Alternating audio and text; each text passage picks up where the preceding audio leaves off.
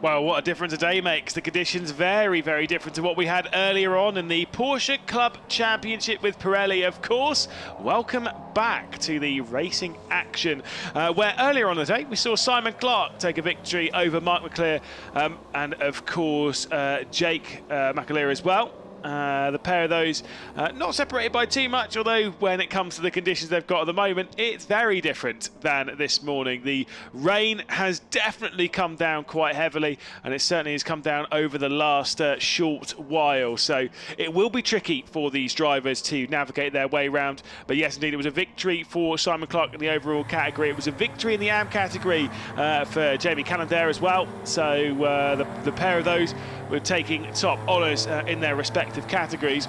But how things will unfold, of course, what it meant for Simon Clark was closing down on the championship lead by a few points. Of course, Mark McAleer starting to feel the pressure in the championship. You can see there it's down to 14.5 degrees Celsius. It is getting colder and colder as the afternoons are rolling on out there.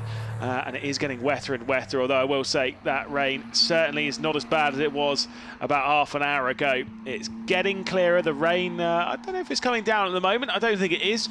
I think it's just the wetness they've got on the circuit, which isn't really going to go anywhere particularly quickly. They're going to have to deal with that all the way through the race. It's going to be very, very slippery around the circuit.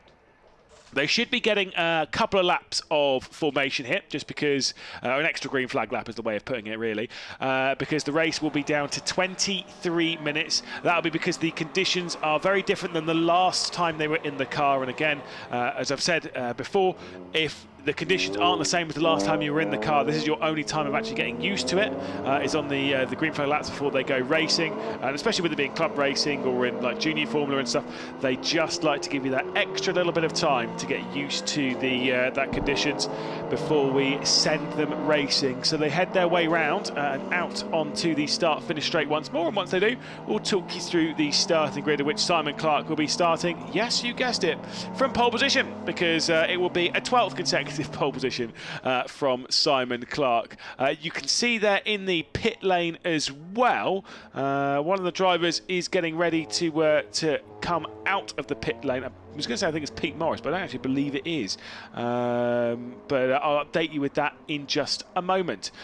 Into the starting grid then, let's take a look. So Simon Clark on pole position once again after a victory, and a third consecutive victory. Could it be 4 from 4? Jake McAleer will be starting from second position, with Mark McAleer, the championship leader, starting from third position, and James Calley will be starting from fourth. On to row 3, where it will be Christian Walker starting from the 5th position, alongside Bill Calley as well, back on row number 3. Of course, the top 4 arguably going to check out as they did in the previous race. Christian Walker, Bill Calley, then Chris Dyer will be starting from 7th position, and then it'll be Richard Bastin starting from 8th. Pete Evans and Julian Morris starting from inside the top 10, with the 11th position of Paul Seagrave, who had issues in the previous race. Paul Simpson will be starting from 12th position. That does the main category. Then into the AMs, where it'll be Jessica Wilkinson once again starting from pole position, with Steve Clark starting from second in category, but of course 14th overall. Angus Archer and Darren Labbett will be starting from 16th place. Then it's Jason Brown and Shiraz Khan, who I think is the driver who's waiting at the end of pit lane there. So Shiraz Khan might not be joining the race straight from the race start on that 20th position on the grid.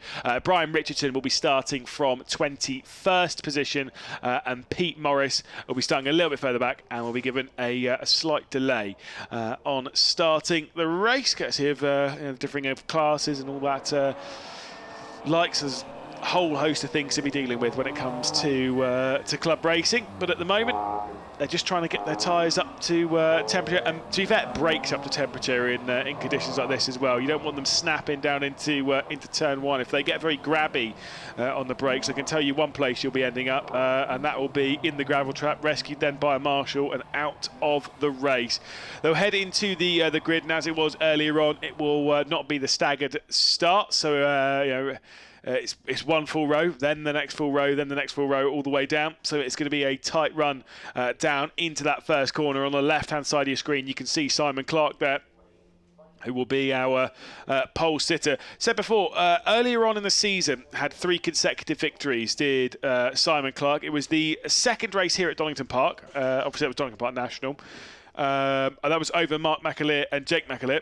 Then Brands Hatch, both race 1 and race 2. Simon Clark was able to win from Mark McAleer, Jake McAleer in the first race, and then Mark McAleer and James Calley in the second one. And then, of course, is on a 3-race victory streak. It was from the second race. It was from the first race at Croft. I was going to say second race, it doesn't make sense. First race at Croft over Jake and then Mark McAleer, and it was the same way round. It was Simon Clark from Jake from Mark McAleer in both race 1 and race 2 at Croft. And this time, obviously here at Donington Park, it was Simon Clark from Mark and then from Jake McAleer earlier on in the day. Will that be what's going to happen today? Can anyone else throw their hat into the ring? In the previous race, really, those were the top 3. Those were the class of the field. But the conditions are so very different from earlier on in the day. It means that maybe your car's not going to work as well. Maybe you're not going to work as well. Maybe you're not going to have the confidence with the car. As the marshals just telling the drivers where they actually need to be. I think there's been a little bit of confusion back there in the AM category as to where one of the cars is ending up. I believe that might be Steve Clark, who was out of position but has now been placed back in the correct one. Might not have been. We'll update you on that one in a few moments' time. 23 minutes then goes onto the clock. They've lost a couple of minutes courtesy of the extra formation lap. And the 5-second board is held aloft by the starters. The lights will come on, and again, the lights will go out. And then Simon Clark, will be heading the field down to the first corner. We go racing, and it's not a great start from our pole sitter, but it's okay to hang on. It's a much better one, though, from Mark McAleer, who will look to the inside in that silver car. Can't quite fill the inside run, and it will indeed be Simon Clark to hang on to the race lead as they head down into the first corner. Side by side for about third on back, it'll be Simon Clark leading from Jake McAleer, from Mark McAleer as well. And I think James Calley was able to hang on to 4th position, although as I say that, there is going to be a switch as working their way through. I think that might be Christian Walker who's trying to fill the mirrors, but can't quite do so. Ooh, a little bit wide there coming into the old hairpin. Goes one of the McAleers, just struggling to find the grip. Running out wide is not really the ideal scenario at the moment as they try and piece their way up the hill now. Very slow run coming in from the 56 of Jason Brown, going up to the top of the hill. This going through McLean's then. Like I say, it's a good overtaking opportunity if you're brave, but in conditions like this, I would really avoid it. I'd be very much more hesitant on making those moves around this end of the circuit, just because of how tricky it really is when it comes to the grip. Even at Coppish, saw some side-by-side in the AM category a little bit further back, and you can see the enormous lead that our race leader has. Side-by-side for about 6th or 7th, and side-by-side as well. There's some moves coming in. Let's see if anyone's able to funnel their way through the battle for 4th position. It's the number 11, just about hanging on. James Calley keeping the number 80 of Bill Calley at bay. Calley on Calley action. But alas, there is no switch between the pair, and that's going to be way too deep on the brakes. He's going to be able to get that car stopped. My goodness, James Calley, round of applause, just about got that car stopped with a big slide in the background as well. Everyone is struggling with these conditions, trying to find that grip. There's the big move to the inside from Mark McAleer, who's dropped backwards ever so slightly. Obviously, he has had a couple of moments, including one going through the old hairpin on the first lap. But it will be Simon Clark leading this race from James McAleer, from James Calley, from Bill Calley, from Mark McAleer as well. A couple of looks coming in from behind as Simpson has got up into 6th position. He was the one that was out of position on the race start, was Paul Simpson, but has been able to get past Christian Walker and is up into 6th position. So a superb race start, already gaining 6 positions on that opening lap as they head their way down the Craners. And it is indeed very impressive. There comes the look to the inside from the number 7 of Christian Walker, but can't quite make that one stick as they depart the old hairpin. And not too far behind, of course, will be Chris Dyer as well, to try and chuck themselves into the mix in this battle for what is 6th position at the moment. The mirrors being filled though.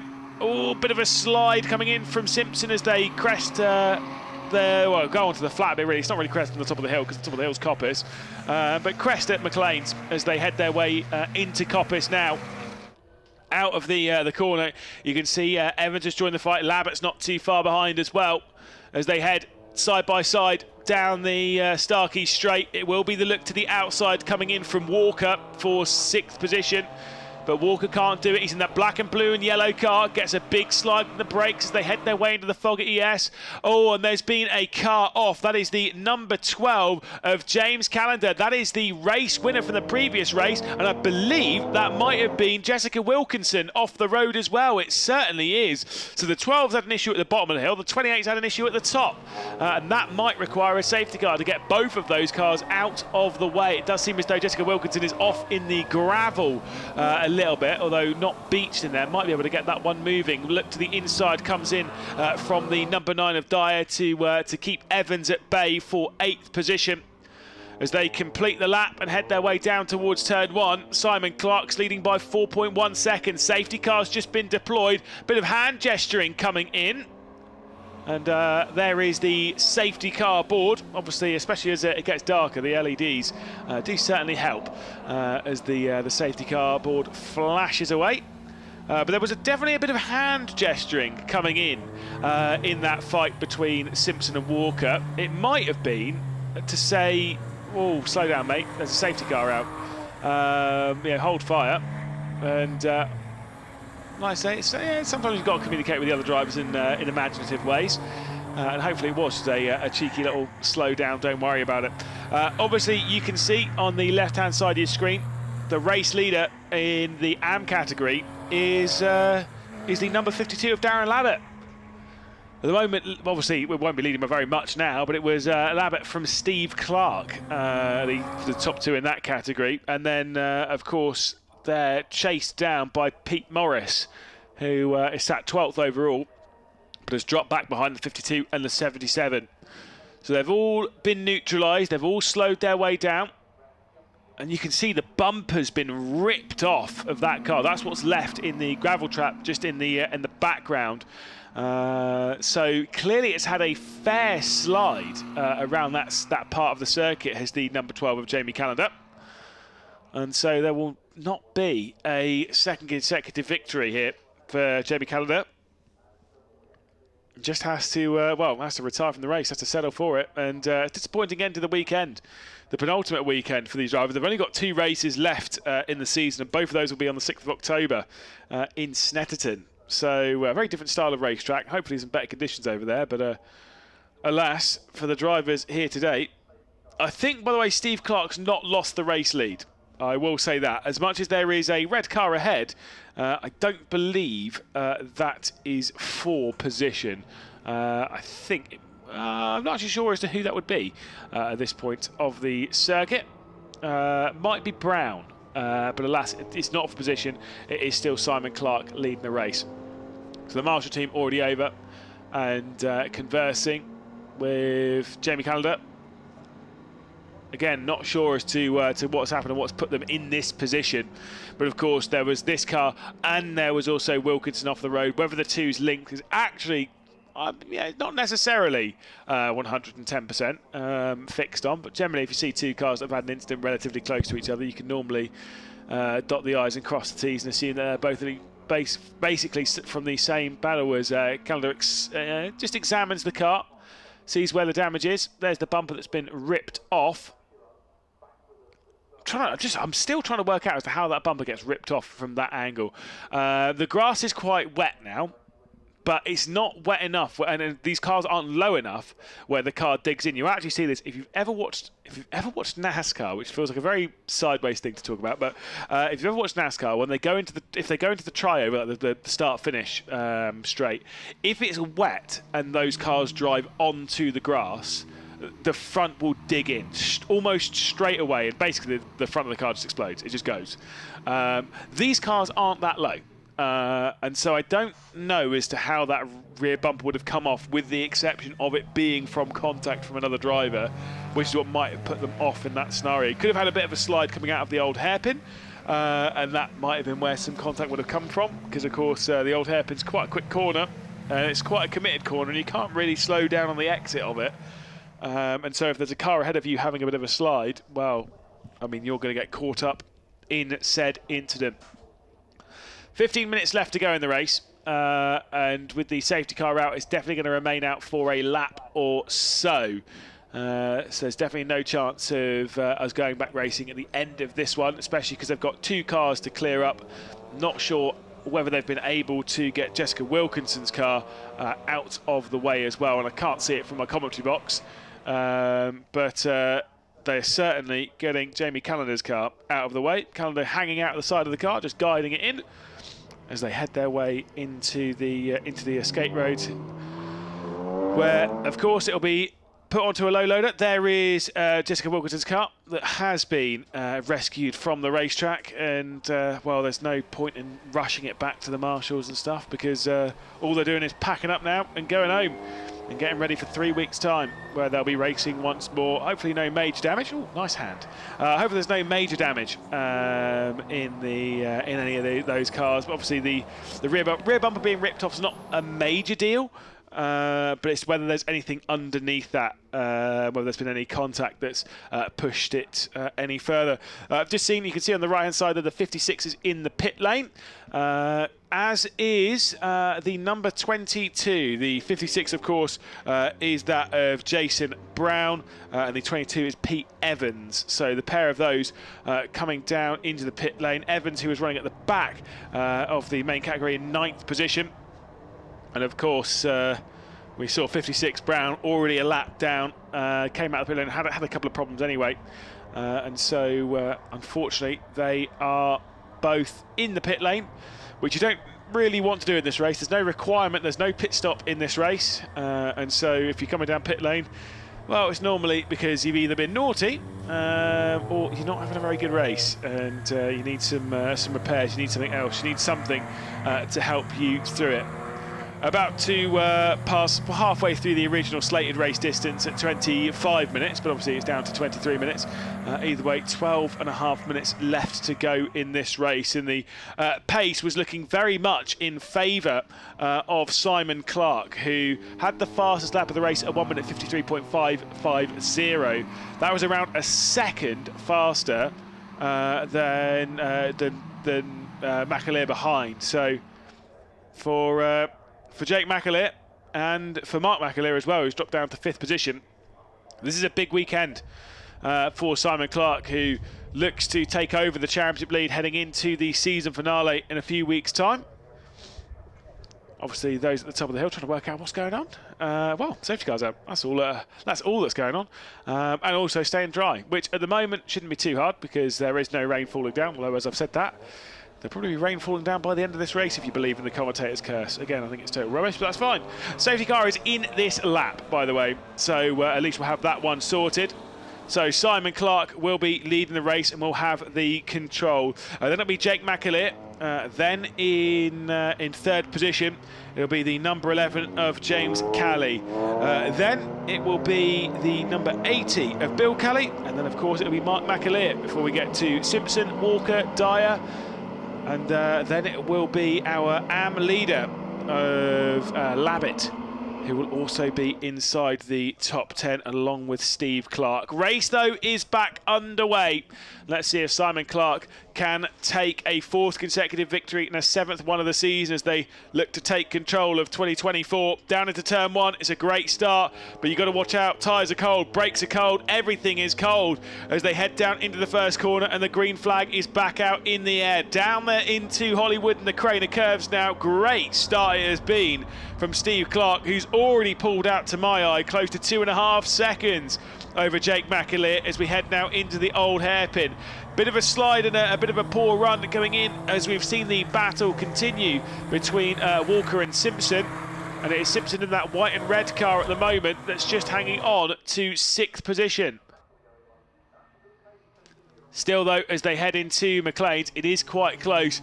Walker trying to find the way through and was quite close to making a couple of moves. There was a hand gesture, of course, going from Simpson towards Walker when the safety car came out, I think to make sure that everyone's aware as to slow things down. but Walker is close to making a move and has been for a fair while. Chris Dyer also into the mix. The top 5 have checked out from that group in behind. Straight around the outside going through Coppice. This could be the move coming in from Walker. The blue and yellow and black car there on the right-hand side of your screen of Walker down the inside of Simpson, and Simpson will back out of this one, but is it too deep on the brakes from the number 7? No, it is not. So Christian Walker then moves up into 6th position after creating that move and getting past Paul Simpson, and they will be joined in that fight by Chris Dyer, who is certainly there to try and find something. There's the switch between the 52 as the door is opened for Labbett. I think it might actually be Morris that's there. It's not even. I think it might. No, I think it is. As they are trying to switch for positions back there. Of course, that is the AM leader in Labbett as they head onto the start-finish straight. And I don't believe that was a switch. Yes, indeed, it was. Morris getting their way through into 9th position overall. But, of course, no switch for the AM lead. It will indeed be held for Darren Labbett. A little bit too far back is Steve Clark, as well. See Paul Simpson dropping back into the clutches of Chris Dyer, and so at the moment Chris Dyer might be working their way up and eyeing up a further position inside the top 10. A little bit too deep coming in from Paul Simpson as we come out of the old hairpin and up the hill now, and already checking out to a fair gap in this. Christian Walker, 6th position and running away with it right now. Bit of a slide coming up the hill from the number 9 of Dyer. They'll try and find that grip, scrambling for it as they crest Coppice. Such an awkward corner at the best of times, but especially when it's wet. The typical, you'll hear the karting line is what they generally want to run on when they run around the outside of the circuit. And yes, I know that's more known in open wheelers and stuff where you're putting quite a lot of rubber down anyway throughout the circuit. And it's because when it rains, that rubber becomes very, very slippery. But even in conditions like this, you've got to stay off it. Touching the painted curb there was the number 1 of Simpson going onto the brakes into the fog ES. You've got to be careful of touching those bits because they are like ice in conditions. That's going to be way too deep though. I think there might be a problem. Wow, how on earth did Simpson get that car stopped? I thought that was in way too deep. I thought that car was going straight on. Incredible stuff to see it actually come to a complete stop.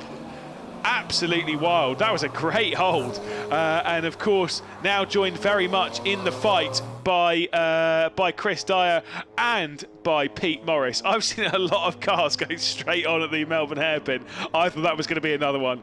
That's great. That's great car control and feel for the brake pedal as they head down into turn 1 once again. And I think basically that was the sign from Simpson to Chris Dyer. If you're going to come through, it's got to be a good move, mate. And they work their way down the craners now. See where that feel is on the brakes as they go into the old hairpin. Got to get it nice and tight here, and you've got to get a good exit. If you don't, you're going to be a sitting duck going up towards the Schwantz curve and then into McLean's. At the moment, it does seem as though there is that comfortable hold. Maybe it's just finding that rhythm again. Obviously, they've only done a few laps, then gone under safety car, where all of that memory of the circuit has kind of drifted out of your mind as to where all the conditions are. At the moment, once again, it's a poor exit as they head up towards Coppice. The defensive line comes in once again from Simpson. Dyer's going to be right there as they battle over what is presently 7th position. The battle for 7th, 8th and 9th, because you can't count out Morris in all of this, who's trying to fill the mirrors and try and work their way through. There's the snap of oversteer on the brakes coming in from Dyer. That's what we saw on the previous lap coming in from Simpson. And could there be a switch between Dyer and Morris now? As there certainly is. So that'll be a look to the outside and a switch between the two drivers. And of course, it will be the number, it will be Dyer, the number 9, dropping back behind the number 2 of Pete Morris, who's worked his way up. And basically, Dyer said, right, it's your turn now. You go and find a way through. I'm done for the afternoon. Fastest lap of the race has just come in, though, and it's not by our race leader. It is by the driver that currently sits in 3rd position, the number 11 of James Calley. Here's the switch further down. This is the battle for 14th position, or 13th, 14th. position as the number 5 will work its way through. That's Richardson. And of course, there comes the move to the inside. That might be a little bit too deep on the brakes. Wow, that is so close. As Khan, who started from the pit lane, gets past Hazelton, who's dropped down the order a couple of positions in just a couple of corners. And now Shiraz Khan, who was quite impressive in the opening race of the day, was leading quite a few laps, is now trying to work their way up the order. That is an aggressive move down into the first corner at Redgate as they try and take over 13th position, or what is most importantly, 4th in class for Shiraz Khan, but cannot find their way past the number 5 of Brian Richardson at the moment. There's a look at your race leader overall. It's Simon Clark at the moment leading by 3.3 seconds. A further second back from Jake McAleer is James Calley. And that car has just set the fastest lap of the race in the previous rotation of this Donington Park circuit at 1 minute 51.206. When the race is across the line, we'll get a full understanding as to how many laps we'll get in this race. I believe, based on the times that I'm seeing, we should actually get 3 laps left of this race. We'll need 3 minutes and 40 seconds, maybe 3 minutes 45. Let's play it simple. Left of this race, if there's any aspirations of going for 3 laps left in this one. And as they cross the line, bang on 3:45. So we're going to have 3 further laps. Fastest laps just coming as well from Simon Clark, who does a 1 minute 50.744 as they head down into turn 1. Again, all of this is certainly not settled. All of the top 3 shared they had a fastest sector over the previous lap. It was Jake McAleer, who had the fastest first sector. It was James Calley who had the fastest second sector. It was Simon Clark who put in an absolutely epic final sector to set the fastest lap of the race. This is the battle, and some big slides a little bit further down, as that was Simpson, Dyer and Morris. So I think Dyer has actually got through, because he got back through on Pete Morris and then got through on Simpson as well. So I believe it is Dyer who's running up in 7th position, then Simpson, and then Pete Morris as we look back at the driver currently running in 5th position. Of course, that one is Mark McAleer, a driver who came into this weekend as the championship leader and who I think in 2 minutes and 30 seconds will be most certainly relinquishing it, which is a big shame for McAleer. He's been very impressive at a lot of points this season. Unfortunately, when it matters at the moment, not showing that impressive form, and down in 5th position. Everyone has bad races throughout the season, but you always hope that they happen in the first sort of quarter or the first half, because at least then you've got the time to bounce back from it. This is the battle, though, for 7th position at the moment. It is going to be Chris Dyer as he drops down the gears. Slow exit, though, from the fog. Yes, it's definitely in favour of Paul Simpson as they head down into the Melbourne hairpin, as they're on the Melbourne loop now. Onto the brakes they go. Pulls it up to the apex. And a little bit deep will go the number 9 of Dyer. Simpson, though, not close enough to actually do anything about it, and not close enough to make any moves. Now down to the final corner, close to contact as they get onto the brakes and chuck it into the final turn. The only switch on that lap, Mark McAleer has dropped back behind Walker, so 6th position at the moment for Mark McAleer. More points being bled from him in the championship, as the outside move potentially going to come in from Pete Morris, but outside of Redgate's pretty tricky when it's dry. In the wet, it's almost impossible. It really, well, I say it's almost impossible. It really is kind of impossible. As much as there is plenty of grip out there, if you know where to look for it, it's really, really tricky to find in a car like this, on a day like this. So it does seem as though Morris will have to settle for 9th position, but has shown some excellent speed. In fact, I believe has the higher of the personal bests from this grouping by even a couple of seconds. There's your race leader, who currently holds on to the race lead by 40 seconds. I believe, as much as I think it says last lap, I don't actually believe it is the last lap. I think we'll have one more after this based on the time, but we'll keep our eye on that, as Simon Clark will head down into the final complex of corners. We will indeed get that one extra lap, so race control confirming that we do get one final lap after this. So it's going to be tight from them, but it's very tight on the line. but it will literally just be by a handful of seconds. We'll do one extra lap. Simon Clark to cross the line. 4 seconds behind is Jake McAleer. And it'll be a victory lap, a celebration lap effectively for Simon Clark, who's destined to take over the championship lead now as they head into the first turn. Bit of a slide as they head through, but that's where the trickiness is of the circuit. You know, as you slide your way into these corners, the rear end always wants to step out, going through Redgate, going through the Craner curves, going through the old hairpin. You'll see the slide there, a little bit of an opposite lock on the exit of the corner. And the thing is, if you're not doing that, then you're losing time on the circuit. A faster car is a little bit more oversteering around the circuit. Simon Clark, then Jake McAleer, then James Calley, as they head their way into the top end of the circuit.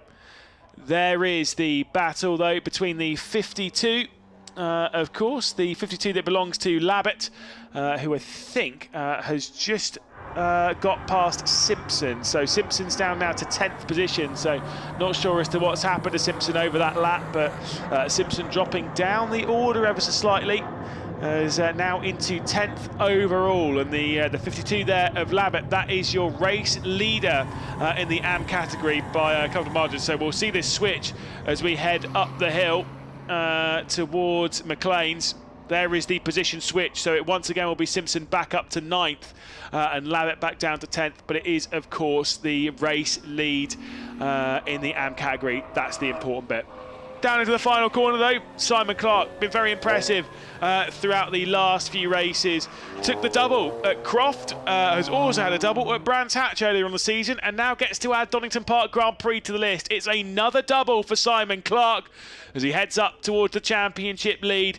Jake McAleer will take 2nd position, and James Calley will be across the line in 3rd. Bill Calley will take 4th position before we get Christian Walker across the line.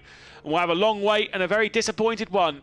Mark McAleer really struggled in that race, dropped all the way down to 6th position and finished 24 seconds off of the race lead.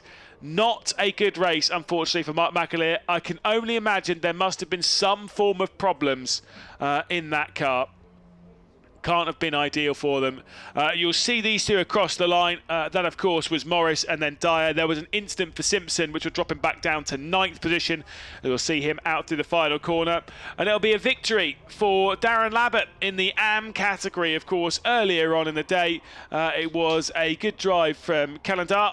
Calendar, who obviously retired from this race, but was able to take the victory in the race earlier on in the day. This driver was able to take victory earlier on in the day, and victory in this one, and victory at Croft, and victory at the first race at Croft, and 3 others as well to add to the list. A 7th victory of the season for our race winner in this one, Simon Clark. Final few drivers across the line to tick things off here. Still got to wait for Hazelton and for Brown, who remain out on the race circuit. There's Hazelton out through the final corner and out across the line. Checker flag still waving for them. And then the 56 of Brown will follow them out across the line, but is a few laps down, so just double checking that everything was right on the car. And that will wrap us up for the Porsche Club Championship with Pirelli. And again, it was an impressive drive. Simon Clark's at the fastest lap of the race, and we'll get the bonus point for that. Has the victory, has the laps, all of them led. And again, just looked like a formidable force out there. 5.1 seconds down the road. Very comfortable indeed. A look at the provisional results from the final race here this weekend for the Porsche Club Championship with Pirelli. Simon Clark, then of course it is Jake McAleer in 2nd position and James Calley rounding out the podium. Bill Calley will be in 4th position. 7th place will be Walker, of course, and then it is Mark McAleer. A huge drop back down. Of course, then we've got Morris, then it'll be Dyer, and then Simpson as well, before we get to our race winner in the AM category. It'll be Labbett taking that victory in very impressive fashion, of course. So Darren Labbett taking 10th position and, of course, the victory. Then it is Steve Clark down in 11th position. position, but of course second. We'll get to Angus Archer in 12th. Then it is Khan, Richardson, Hazelton finishing on the lead lap before we got to Brown, who was a couple of laps down. And unfortunately, the retirements from the race, we had 4 of them. The first of which is Pete Evans into the pit lane. We had Canada and Wilkinson both off the road at the same part of the circuit, going basically up out of the old hairpin towards McLean's. And there was the retirement as well from the number 10 of Julian Morris. It was an exciting race, as you'd expect in those conditions. And of course, it will be exciting when we go racing at Snetterton in a few weeks' time. That'll be on the 6th of October, and that is when things will be wrapped up here in the Porsche Club Championship with Pirelli. It is still tight at the top of the standings, but I do believe it will be Simon Clark taking over the top of those standings heading into that final round. Will he become the champion, though? You have to join us at Snetterton to find out. Until then, goodbye.